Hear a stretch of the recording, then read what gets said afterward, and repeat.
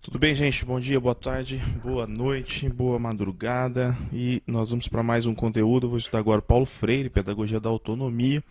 E na Pedagogia da Autonomia a gente vai continuar articulando aquelas ideias que são peculiares do Paulo Freire. Então vejam que para nós termos uma introdução para essa obra aqui, eu preciso compreender o seguinte, que a educação ela se materializa na relação entre o professor e o aluno. Então ela se materializa nessa relação entre professor e aluno. O professor ele pode ser um grande pesquisador da educação, mas ele não vai ser um educador se ele não tiver um aluno para educar, ou seja, se ele não unir a teoria à prática. Então é quando se une a teoria à prática que nós conseguimos perceber a existência do processo educacional, bem como os seus resultados. Tá? Então, esse aqui eu acho que é o ponto de partida para a gente sempre estudar o Paulo Freire, porque na primeira obra que nós analisamos, eu falei para vocês que o grande diferencial do Paulo Freire enquanto educador foi ter desenvolvido e estudado teorias as quais ele conseguiu aplicar no seu dia a dia e vivenciar no seu dia a dia, principalmente na educação de jovens e adultos, não é?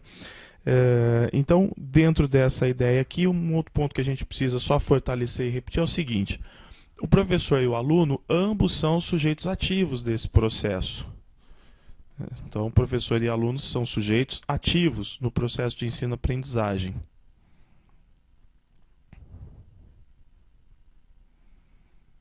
No processo de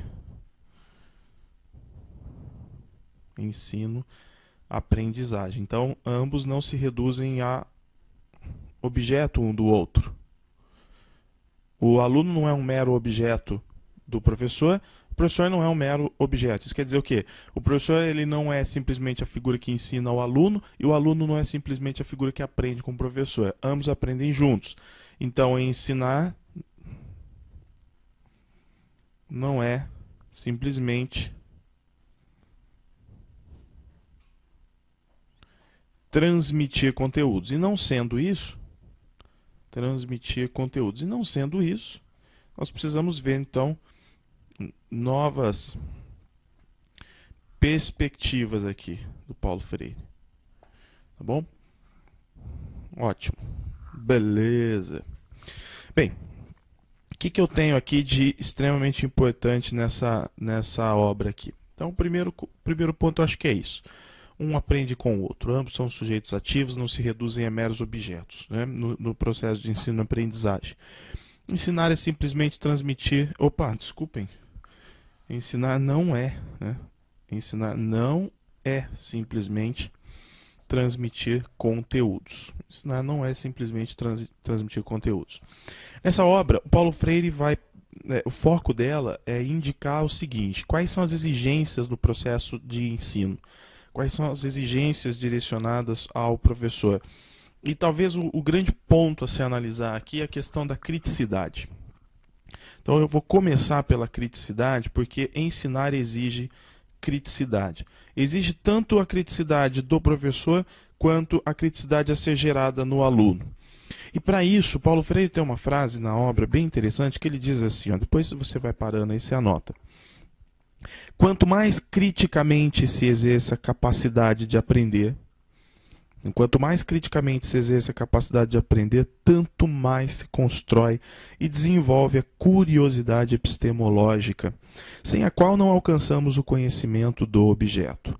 Então, quando eu falo curiosidade epistemológica, eu estou dizendo o seguinte: a curiosidade de buscar todos os fundamentos científicos que amparam os objetos de ensino-aprendizagem. Dentro da língua portuguesa, dentro da matemática, dentro da geografia, dentro de todas essas disciplinas chamadas ciências, nós temos fundamentos cientificamente provados até esse momento pelo homem. E por isso que quando eu estudo essas disciplinas, eu então estudo de forma epistemológica. Se eu pesquisar, encontrar o conteúdo e ter uma visão crítica sobre esse conteúdo, ou seja, não aceitá-lo passivamente, mas analisá-lo melhor, discuti-lo, debatê-lo, aí sim eu entro na criticidade epistemológica. Logo, criticidade epistemológica não diz respeito apenas à observação do objeto, né? Não diz respeito apenas a memorizar um conteúdo, aprender uma fórmula de física, não é somente isso. A criticidade, ela vai além, ou seja, é a dúvida gerada sobre aquele objeto estudado. É um olhar mais desconfiado e buscando novos desafios a partir da pesquisa quando se está diante do objeto de ensino. Tá bom?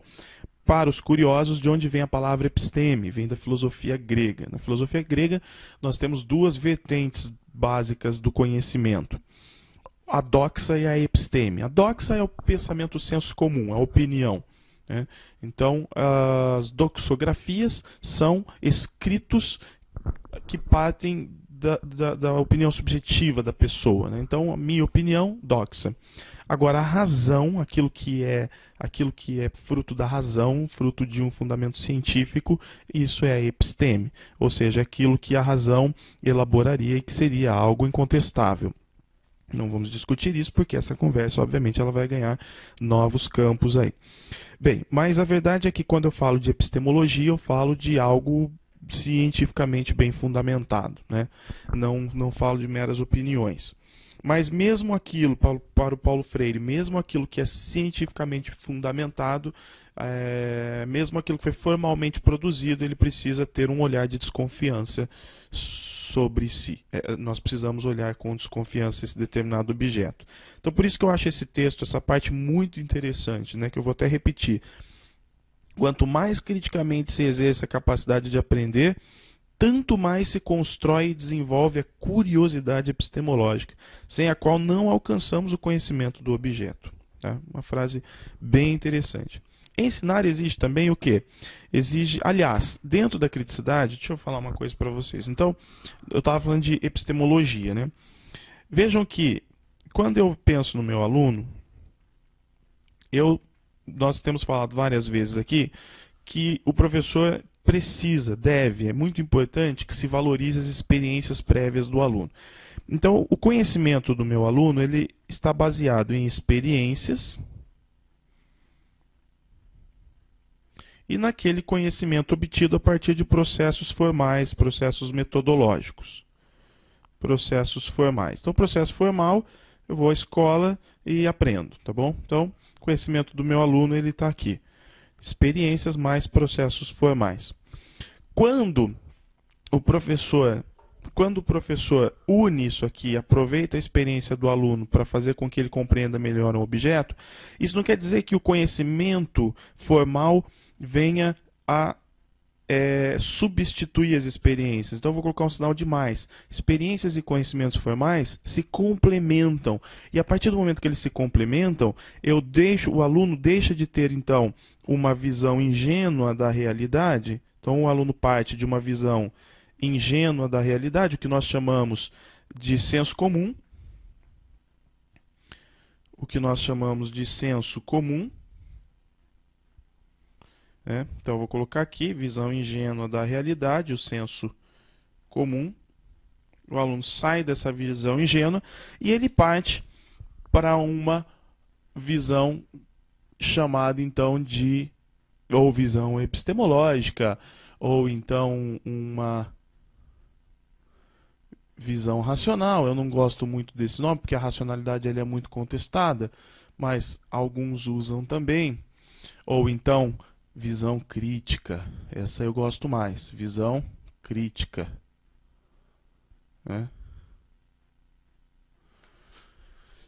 Então eu deixo a visão ingênua da realidade, o senso comum para trás e passo a ter uma visão crítica da realidade, passo a ter um conhecimento mais bem elaborado, menos fragmentado da realidade. E isso é importante na educação.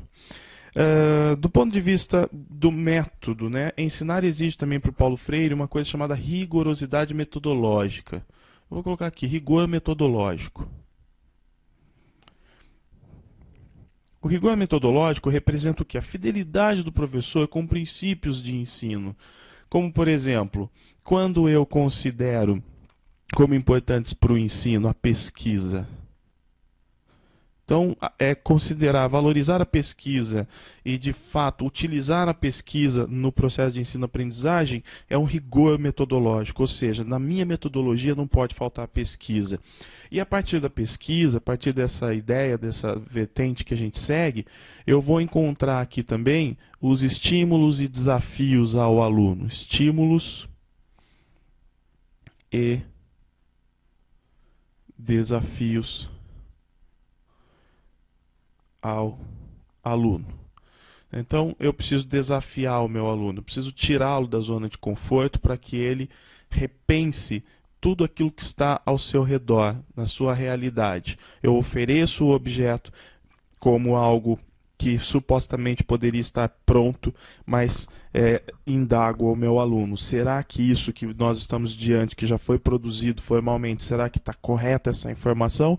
Será que é justamente isso que eu tenho que levar para a minha vida? E eu desafio o aluno, então, a buscar uma coisa que nós chamamos o quê? Capacidade crítica. Então, pesquisa, estímulos, desafios aos alunos é justamente para desenvolver no aluno a capacidade crítica. Bem, capacidade crítica.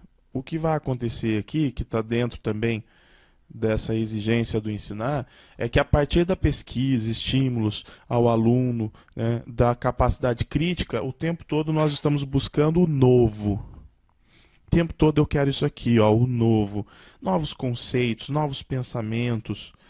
Eu quero uma nova estrutura de pensamento, eu quero quebrar paradigmas, quebrar ideologias que são imposições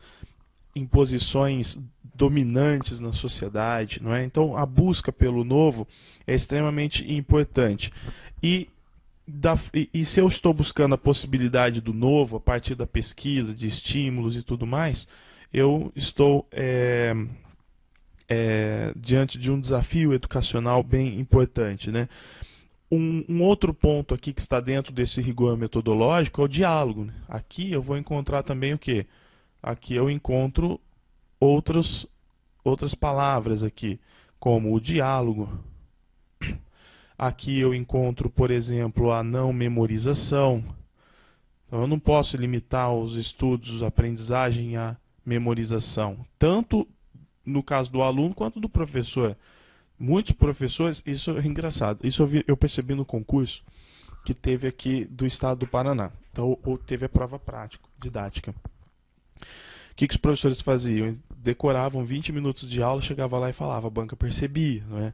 Então, óbvio que aí tem a seleção, o professor pontuou, mas não é o ideal. O ideal é que ele tivesse domínio do conteúdo para ele articular o conteúdo com discussões, ou seja, problematizar aquilo, o que não acontecia, era sempre assim, vai ensinar língua portuguesa, gramática pura decorada, vai ensinar história, história pura decorada, vai ensinar biologia, biologia pura decorada. Então isso foi fácil de se perceber. Bem, diálogo, não memorização, e tudo isso está relacionado a essa questão do rigor metodológico, tá? Desse rigor que é extremamente importante. E vejam que, nesse caso, se eu me perguntar assim, mas o que eu posso utilizar do ponto de vista pedagógico para cumprir esses elementos aqui, para inserir no meu processo didático esses elementos? Pedagogia de projetos, gente. Pedagogia de projetos, ela é bem interessante. Aliás, me mandaram uma dúvida, eu não lembro se foi a Nilza, se foi a Regina, eu não lembro quem de vocês aí me mandou agora, mas me perguntavam o seguinte, Vinícius, se na escola renovada do John Dewey, no caso da escola nova, né, do americano John Dewey, ele prega a ideia, ele é um dos grandes... ele introduz a ideia da pedagogia de projetos. No entanto, qual a diferença entre a pedagogia de projetos dele com relação a essa pedagogia de projetos que nós temos, essa nova forma de se pensar os projetos dentro de uma visão crítica? Isso é interessante. Na aula anterior, eu passei para vocês o seguinte, do Paulo Freire, coloquei a questão das tendências. Acho que vocês perceberam a diferença entre uma tendência libertadora, uma tendência liberal e uma tendência progressista, não é? Dentro da escola nova, o aluno, a escola nova vai trazer uma visão diferente da educação, vai romper com o tradicionalismo e vai trazer a ideia de um aluno autônomo, pesquisador, capaz de aprender a aprender sempre e, por isso, um processo de aprendizagem com base nos projetos. Mas do ponto de vista social, a escola nova não questiona a realidade social. A realidade social é aquela que se tem para mim, eu vivo da forma como ela se apresenta, sem questioná-la e sem tentar transformá-la. Então o aluno é autônomo para viver a sociedade como ela é. O status quo permanece, né? Agora, quando eu falo da pedagogia, por exemplo, do Paulo Freire, da criticidade, quando eu falo das pedagogias, das tendências progressistas, aí eu estou falando das mesmas ideias da escola nova, ou seja, preparar um aluno autônomo, um aluno, um trabalho pedagógico com base nos projetos. Eu estou falando do aprender a aprender também, vou além, eu estou falando do construir, mas eu trago a criticidade. Eu quero preparar o aluno não simplesmente para viver a sociedade do jeito que ela é. Eu quero preparar o aluno para dar a ele criticidade, para ele transformar essa sociedade. Entendeu? Então essa é a grande diferença que nós temos e que é fundamental de se perceber a diferença da escola nova para a escola libertadora, por exemplo, chamada Escola de Paulo Freire no Brasil, né? Bem, gente, um outro ponto muito importante é a questão do diálogo com os educandos, né? Então ensinar exige isso também. Ensinar exige dialogar, né, o diálogo com os alunos, com os educandos. Quando eu falo de diálogo com os educandos, eu tenho várias formas de interpretar isso. Se eu pensar, por exemplo, na maioria dos nomes aí da educação, diálogo com os educandos. Se eu pensar, por exemplo, no Luquezzi, em Libânio, se eu pensar em Celso Vasconcelos, se eu pensar em Terezinha Rios, em toda essa galera aí, né? No Zabala, eu estou falando do quê? De uma abertura de um canal de comunicação. Ou abertura de canais de comunicação. Mas para que eu quero me comunicar com o aluno? Obviamente que se eu estou falando do diálogo e não monólogo, um dos pontos é para que o meu aluno também possa se expressar. Agora, mais importante do que ele simplesmente se expressar, o diálogo permite a consideração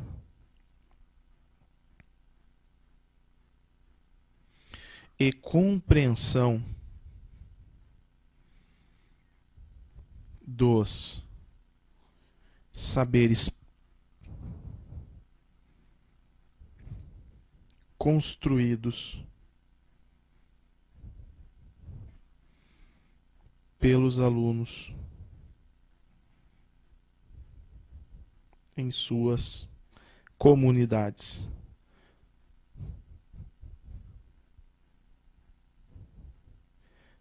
Então isso me permite conhecer o aluno, o que ele já viveu. Quando eu falo de saber conhecer, saber construído, é o que o meu aluno já aprendeu, o que ele já viveu, por quais momentos ele já passou, né? Ou seja, é uma valorização, consideração e compreensão da história do meu aluno. Nisso aqui eu consigo compreender os saberes prévios do aluno, mas eu também consigo saber por quais experiências de vida ele já passou. Eu consigo compreender aqui, por exemplo, quais são os seus problemas, quais são os aspectos que ele considera como importantes para o seu desenvolvimento, o que ele almeja, qual seria a situação ideal de vida para ele.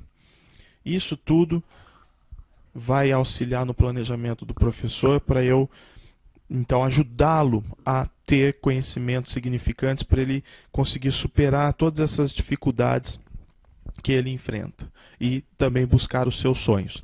como nós já falamos, algumas palavras estão relacionadas à pedagogia do Paulo Freire. Por exemplo, quando eu falo do professor, o professor ele precisa ser crítico, o professor precisa ser também humilde, né?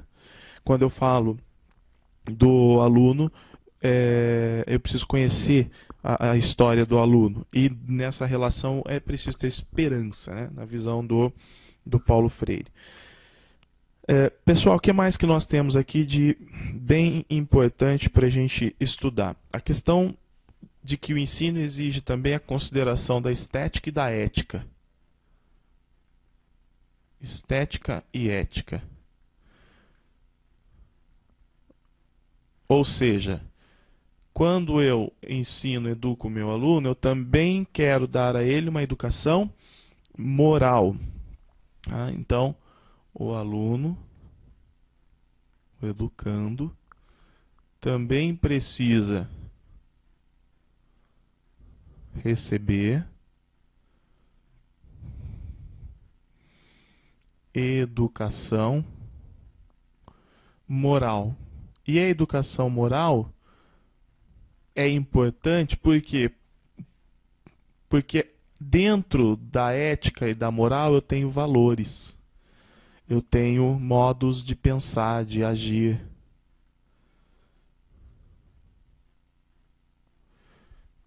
Eu posso buscar, a partir da ética e da moral, a responsabilidade ou a humanidade.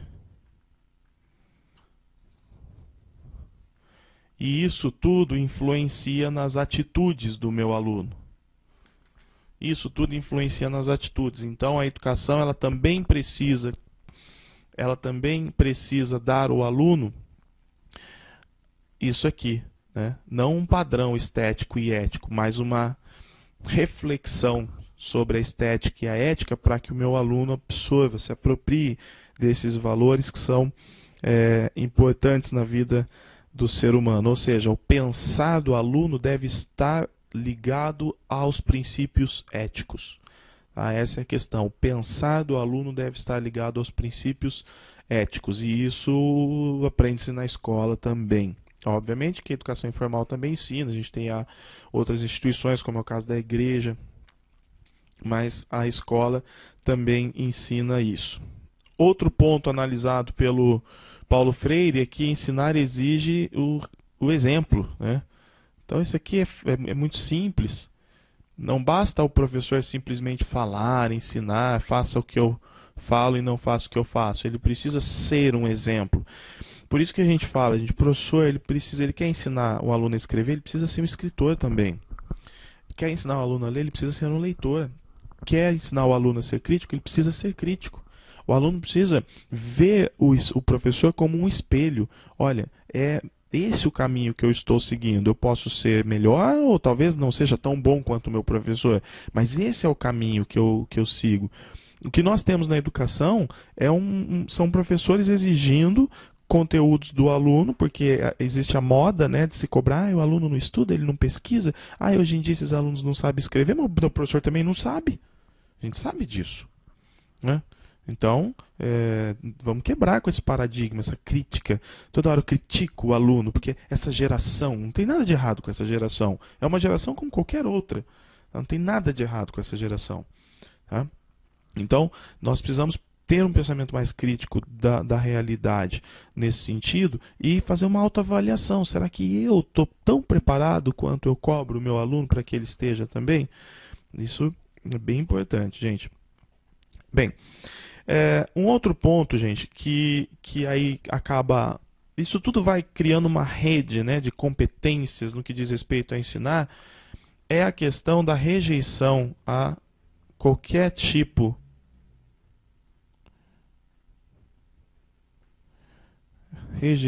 à discriminação.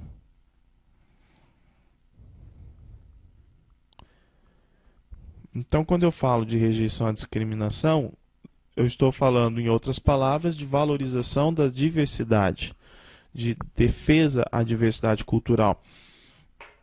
A discriminação, obviamente, ela ocorre de várias formas, a gente tem visto isso ao longo das aulas. Então, por exemplo, o aluno pobre que ninguém vê futuro nele, ou seja, se ele sair da escola como alfabetizado já está bom, né? Porque de onde veio não tem muito condições de seguir em frente, de ter muito sucesso. A discriminação está diante, por exemplo, de alguns preconceitos que estão implícitos nas falas do professor, como eu já falei, né? A criança, por exemplo, criança negra, né? Menino, criança negro que por exemplo, está brincando com uma bolsa cor-de-rosa e o professor fala, não sei não, hein, o negão com uma bolsinha dessa aí não dá muito certo. Ele não falou por maldade, mas veja que existe implicitamente, culturalmente, o preconceito na fala, né? Nós temos uma série de discriminações, por exemplo, meninas não poderem realizar determinadas atividades porque são de meninos, meninos não poderem realizar determinadas atividades porque são apenas de meninas. De repente o aluno é de um determinado jeito e o professor ele quer mudar o jeito do aluno, dar conselhos, por exemplo, para um adolescente para combater para combater o homossexualismo. Você não pode ser desse jeito, olha a tua família e tudo mais.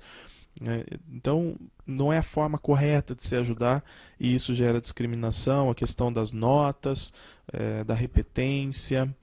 Então, isso tudo está relacionado à discriminação. Então, o ensino, ele está muito hoje preocupado com isso, né? Criar um ambiente que o aluno possa se sentir bem para ele permanecer na escola. O maior sentido da diversidade, do reconhecimento da diversidade é esse. O maior sentido é esse. Eu quero meu aluno na escola. Se de alguma forma eu estiver sendo preconceituoso, ele não vai voltar para a escola, ou ele não vai render dentro da escola. Então eu preciso dar o melhor espaço para que ele obtenha a sua formação, né? E esse espaço é considerando as diversidades. Por isso que a gente fala tanto sobre diversidade, tá bom? Então, tá aí. Um outro ponto, a reflexão, né? A consciência da realidade. Então, ensinar exige isso aqui também, né? A consciência da realidade. Quando eu falo de consciência da realidade, eu estou dizendo o quê? Aquilo que Paulo Freire fala. A realidade desigual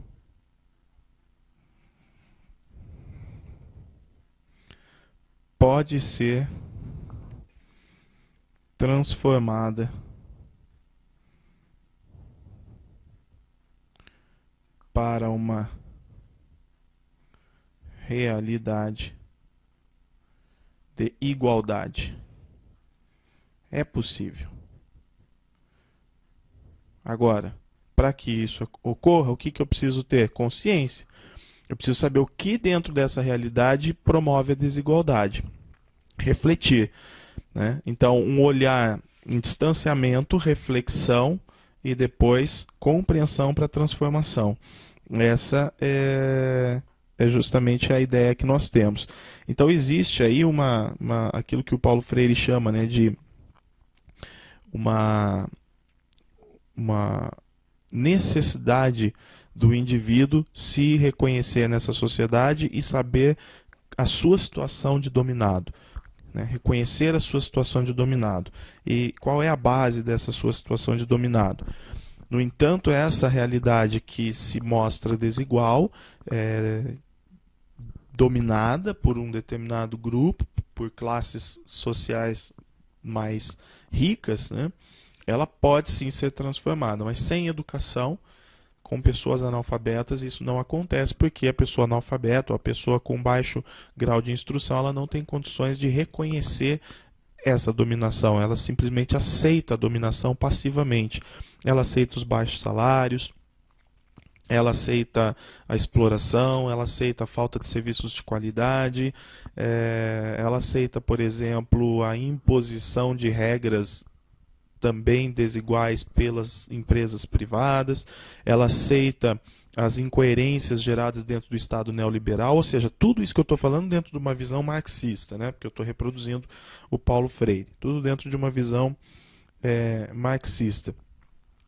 Agora, além de consciência da realidade, buscando agora mais a questão, porque o professor também tem que ter essa consciência para ele ajudar o aluno a ter também, né? A reflexão sobre a prática. Reflexão sobre a prática é, no caso, sobre a prática do professor de ensino, né? Sobre a prática. Então, é necessário que o professor precisa refletir sobre o seu trabalho enquanto docente a partir de uma autoavaliação. A partir de uma autoavaliação. É um processo dialético. É um processo dialético por quê? Porque eu dou a minha aula hoje, reflito sobre ela para construir uma aula melhor amanhã. Ou seja, a ideia dialética é a ideia de refletir sobre o que se produziu hoje para transformar isso em algo melhor depois. Né? Vem daquela ideia da teoria, principalmente no caso do Marx, vem do Hegel. Então é possível nós construirmos novos conceitos, novos padrões, novas realidades que superam as realidades, os conceitos, os padrões anteriores. Então o processo de ensino, nesse caso, ele é um dialético, né, entre o fazer, aquilo que eu faço, e o pensar o que fazer. Então eu dei uma aula, eu trabalhei, eu ensinei meu aluno, depois eu repenso, eu reflito sobre isso e penso o que fazer depois para superar as carências que foram apresentadas ou que se mantiveram no processo anterior. Então isso é totalmente dialético. Isso é totalmente dialético. É aquela ideia tese, antítese e síntese, né, que nós temos dentro da filosofia. Reconhecimento, gente, e assunção da identidade cultural. Esse é um outro ponto muito interessante. Reconhecimento e assunção. Ou seja, assunção vem de assumir uma situação, né? E a assunção da identidade cultural.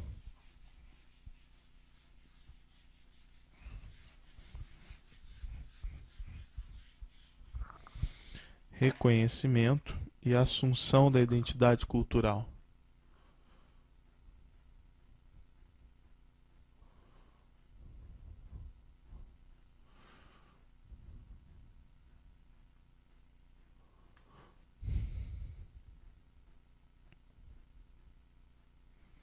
A identidade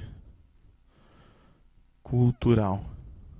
Então, o que nós temos aqui?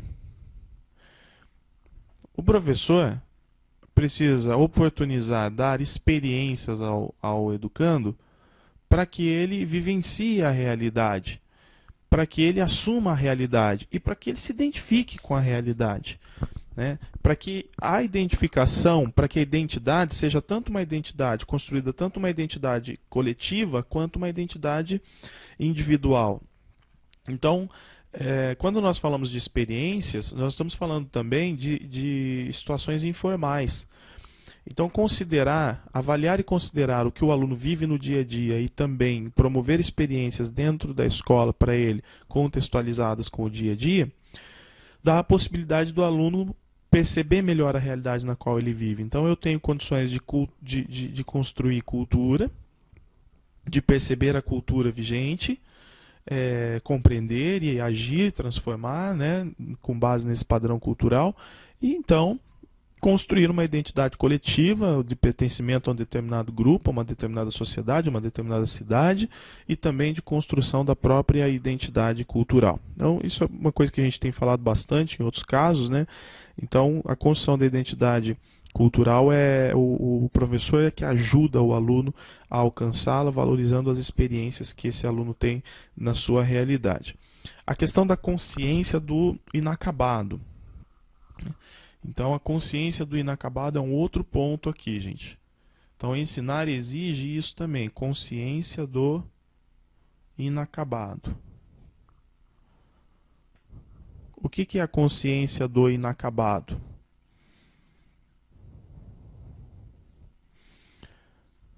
A consciência do inacabado quer dizer que o homem, eu já falei isso, não é? O homem é um ser inacabado. Homem como ser inacabado. tudo é inacabado. Tudo está em transformação. O conceito, o conteúdo, a aprendizagem, só a educação é permanente. A educação em si, a necessidade de ser educado, só isso é permanente. Tudo é inacabado. Então o homem está sempre se reconstruindo. Mas os conceitos, as aprendizagens também estão sempre sendo reconstruídos. A realidade social que eu tenho, ela nunca está pronta. Ela sempre está sendo também construída. Então, o patrimônio cultural ele é constantemente construído e o homem, por se apropriar desse patrimônio cultural, está constantemente aprendendo também, né? Então, o patrimônio cultural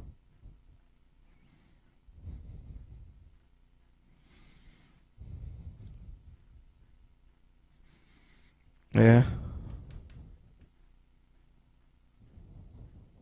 constantemente construído.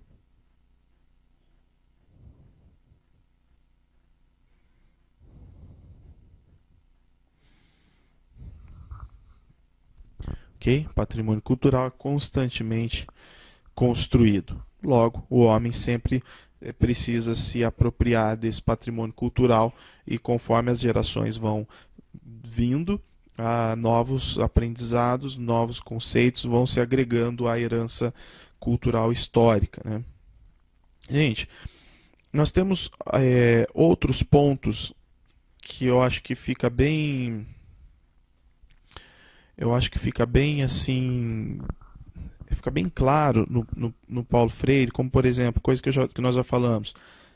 Ensinar exige respeito à autonomia do aluno, né? Então, permitir que o aluno produza junto com o professor, concepção do aluno enquanto um sujeito ativo.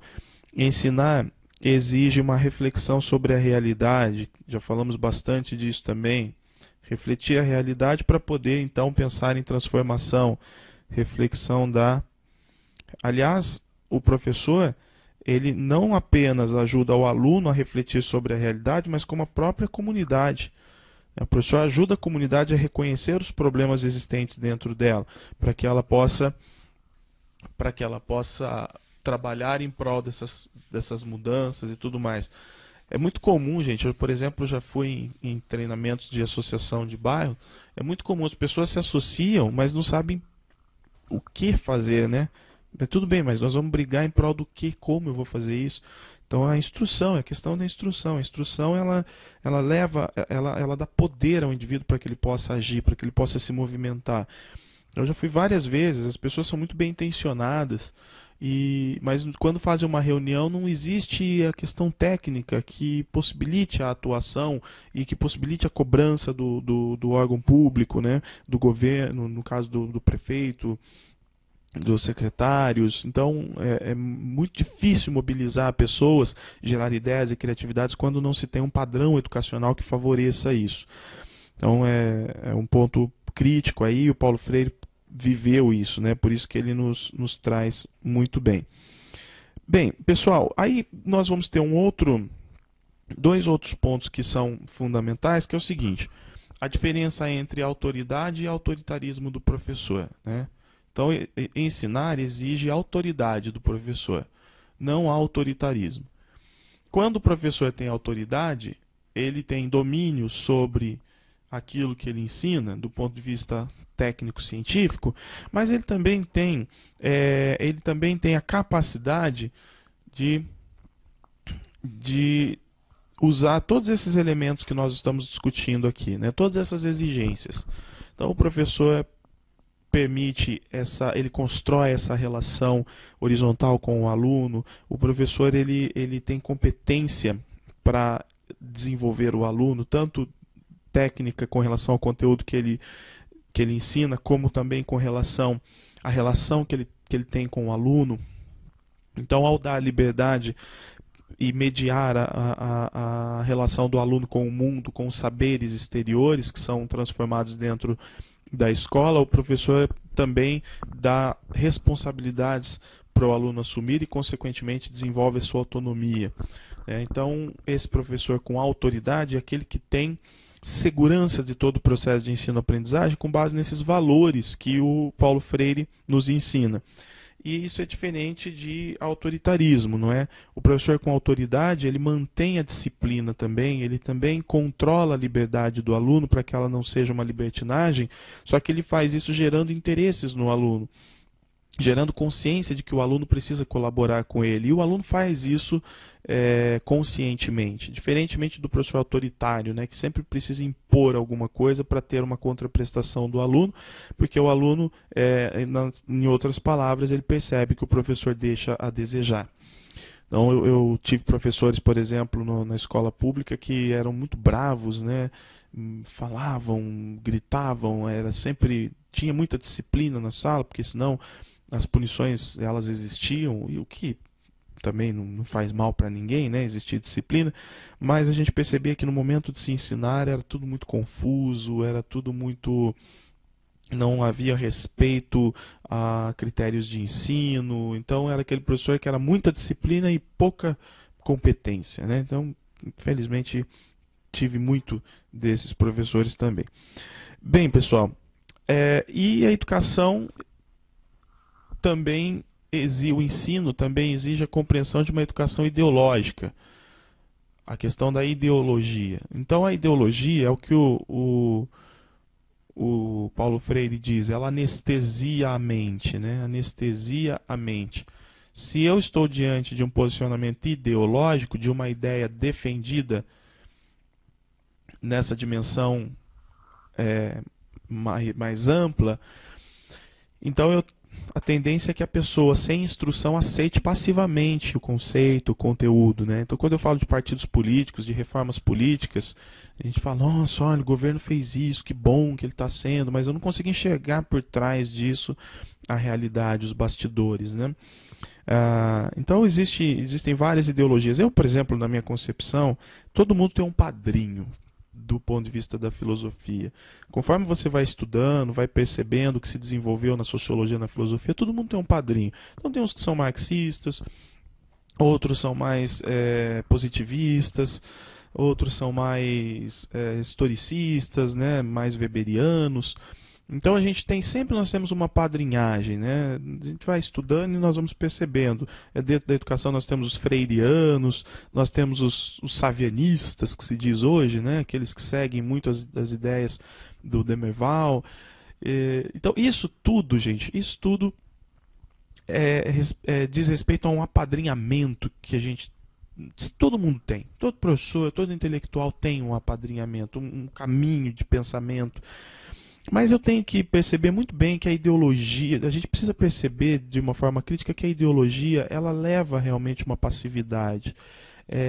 Do ponto de vista social, a ideologia não pode ser uma religião que eu sigo porque sigo pela fé. Não é isso. Eu tenho que sempre reconstruir pensamentos, né, a respeito daquilo que está sendo posto para mim. Então, quando o professor ele apresenta para o aluno uma situação ideológica, ele também apresenta para o aluno o seguinte, a desconfiança.